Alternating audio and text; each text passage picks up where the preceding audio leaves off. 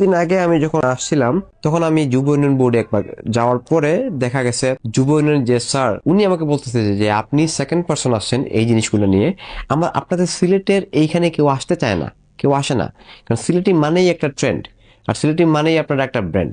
উনি এটা বলার পরে আমি একটু হাসি দিলাম, আমি বললাম আসলে আপনি যদি মাইন্ড না করেন, কারণ দেখেন আপনারা তো যখন অ্যাডভার্টাইজমেন্ট করেন তখন আপনারা ছোট মোটো ডাক ডাক বা সিলেটের বাণী আমাদের যেটা জাতীয় পত্রিকা এখানকার, তো আপনারা ছোট করে একটা অ্যাড দেন যেটাতে ভালো করে আসলে কেউ দেখতে পারে না যে আপনাদের কার্যক্রম কি, আপনারা কখন ট্রেনিং এর জন্য ইয়ে করতেছেন, সবাই কিন্তু জানে না।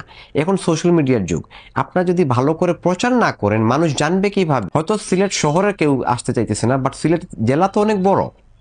আপনাদের তো উচিত যে সবাইকে জানানো যে আমাদের এখানে ফ্রিল্যান্সিং এর ক্লাস করানো হয়, মৎস্যর জন্য, কৃষির জন্য, প্লাস আপনাকে লোনও দেওয়া হয়, এখানে থাকার সুব্যবস্থা আছে, খাওয়ার সুব্যবস্থা আছে, তাও ফ্রি। এটা আপনি এখানে থাকা খাওয়া ফ্রি, আপনাকে ইয়ে করা হবে। আপনারা যদি প্রপারলি অ্যাডভার্টাইজমেন্ট করতে পারতেন তাইলে আমি মনে করি না যে এখানে সিলেটে অনেকেই চায় শিখতে। শিখার নাই বইলা অনেকে অনেক হ্যাসাল মনে করে, এই জন্য আপনার আসতে পারে না। তারপরে যে জায়গায় করছেন আপনারা তো প্রপারলি যদি অ্যাডভার্টাইজমেন্ট করতে পারতেন, সবাইকে জানাইতেন বা কিছু কিছু কর্মশালা আপনারা উদ্যোগ নিতেন বাইরে, তাহলে আমি মনে করি এখানে অনেক লোক আসতো।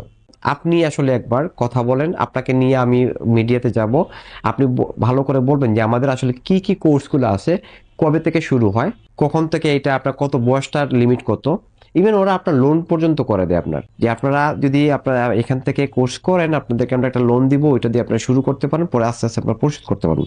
দেখেন আমাদের সিলেট জেলার সবাই তো আর বড় লোক না, সবাই তো আর বিদেশি না, অনেক আছে। আমাদের ওই মানুষগুলারকে খবর নিতে হবে। আমরা তো শুধু চিন্তা করি আমি কিভাবে খাবো, আমার ফ্যামিলি কিভাবে ভালো চলবে, আমার ফ্যামিলি ভালো কিভাবে করবে, এই জন্য আমরা অন্য কারো খেয়াল রাখি না। এমন একটা ট্রেডিশন চলে আসতেছে, এইটা আসলে কারোর জন্যই ভালো না। এজ এ মুসলিম হিসেবে আমি বলবো আপনি খাওয়ার আগে চিন্তা করতে হবে আপনার প্রতিবেশী যে আছে ওর অবস্থা কি, ও ভালো করে খাওয়া দাওয়া করতে পারতেছে কিনা।